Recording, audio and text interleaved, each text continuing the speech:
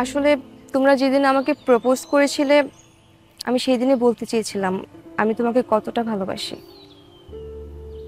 কিন্তু যখন জানতে পারলাম সজল আমাকে এতটা ভালোবাসে তখন আমি আর তাকে কষ্ট দিতে চাইনি।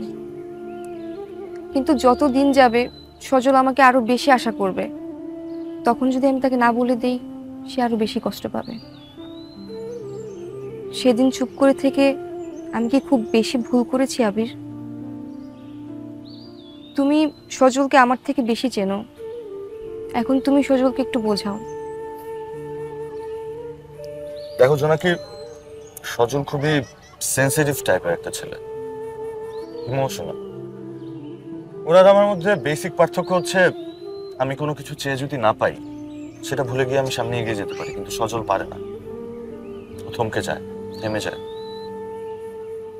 আমি ভেবেছিলাম সজলকে যদি ভুলি, সত্যিটা জানি, সবকিছু হয়তো ইজি হয়ে যাবে, কিন্তু সেটা হয়নি। কিন্তু ও যে তোমার ব্যাপারে এতটা সিরিয়াস এটা আমি জানতাম না। আমি জেনে শুনে সজলকে কষ্ট দিতে পারবো না। জোনাকি, তুমি আমাকে চাও না চাও আমরা কখনোই এক হতে পারবো না, আমার পক্ষে সম্ভব না।